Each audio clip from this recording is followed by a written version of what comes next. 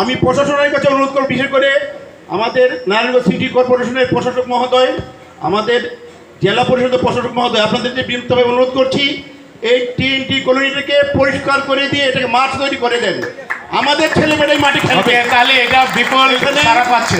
এখানে টিপু সাহেব এই মাটি খেলেছে, সাখাওয়াত সাহেব আমাদের প্রশাসক মহোদয় খুব মুচকি হাসতেছে, উনি খুশি হয়েছেন মাটি খেলেছে। আমরা চাই এটা অচিরেই আমাদের অনেক বছরের পুকুর, জিওস পুকুর পরিষ্কার করেছে আমাদের জেলা, আমাদের সিটি কর্পোরেশনের প্রশাসক মহোদয়।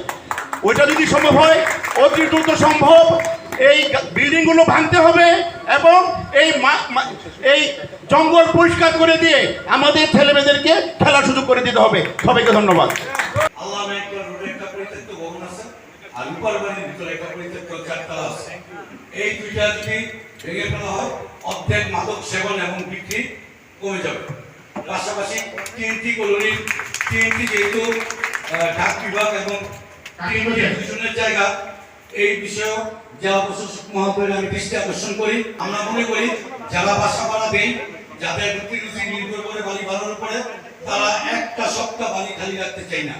আমরা কোয়ালিটি চেক করি না যে কোন ভাড়াটিয়াকে দিচ্ছি। বিভিন্ন জায়গায় ভাড়া থেকে এই কাজগুলি করতেছে। যদি বাড়িওয়ালারা একটু সতর্ক হয়, এই ক্ষেত্রে অনেকটা নিয়ন্ত্রণ করা সম্ভব। এবং ডিসি মহোদয়ের দৃষ্টি আকর্ষণ করে বলছি যে আমাদের এই গোয়ালিয়ার খাল, কলেজ রোড, আল্লামা ইকবাল রোড, এটা একটা বিশাল এলাকা এবং সেই মাসটাল সহ এখানে একটা পুলিশ ফাঁড়ি করা হোক। পুলিশ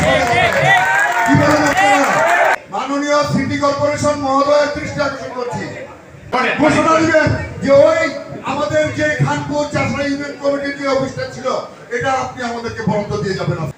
আমি যে কথাটা বলতে চাই, আমি নিজে বাস্তব প্রমাণ। আমি একটা স্কুলের দায়িত্ব নিয়েছি, সেই স্কুলে একজন মাদক ব্যবসায়ী প্রতিদিন ঢুকে খায়। আমি তাকে নিজ হাতে ধরে পাঠানোর কাছে দিয়েছি। 3 মাসের জেলে ছিল, এখন এসে আমার পায়ে ধরছে যে আমাকে এলাকায় থাকতে দিন, আমি আর মাদক খাওয়ার রিপোর্ট সাথে গেছেন। এমন লোক এখানে আছে যারা আত্মীয় স্বজন মাদক খায়, মাদক ব্যবসায়ী। অতএব আগে আমি আমার ঘরকে ঠিক করি, আগে আমি আমার পরিবারকে ঠিক করি, তারপর গলাচিপার সন্ত্রাস মাদক মুক্ত অবশ্যই। এই গলাচিপার যে ঐতিহ্য ছিল, এই ঐতিহ্যকে ফিরিয়ে আনতে আজকে হুমায়ুন সাহেব যে উদ্যোগ নিয়েছেন, আমি বলতে চাই, জীবন সাহেব যে বলছে আপনি সামনে যাবেন, আমি অবশ্যই সামনে থাকবো।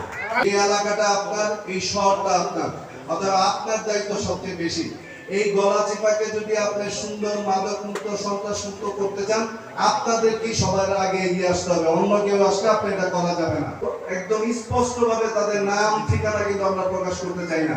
এই এলাকায় যারা মাদক ব্যবসায়ী আছেন, তাদেরকে একটা লিস্ট করে মনে মনে টানিয়ে দেন না কেন, সামাজিক ভাবে তাদেরকে প্রতিরোধ করেন, তাদের আত্মীয় স্বজনকে প্রতিরোধ করেন যে আপনার ছেলে মাদক ব্যবসা করে, অথবা আপনার সাথে আমাদের কোনো সম্পর্ক নাই। সামাজিক ভাবে এই প্রতিরোধটা কিন্তু গড়ে তুলতে হবে। একজন মাদক ব্যবসায়ী যদি বীর গল্পে আপনার সামনে এসে বসে সমাজের উন্নয়ন, সমাজের বিভিন্ন ভূমিকায়ও তাদের অনেক সময় পদক্ষেপ দেখা যায়, এটা অস্বীকার করার কিছু নাই। এটা বাস্তব সত্য। এবং আমরা অনেকভাবে দেখেছি, অনেকে মাদকের বিরুদ্ধে সোচ্চার থাকেন, কিন্তু প্রকারান্তে দেখা যায় সেই মাদক ব্যবসার পার্সেন্টেজ সেই ব্যবসায়ী, সেই মানুষের নেন। এটাও কিন্তু আমাদের সমাজে প্রতিষ্ঠিত রয়েছে।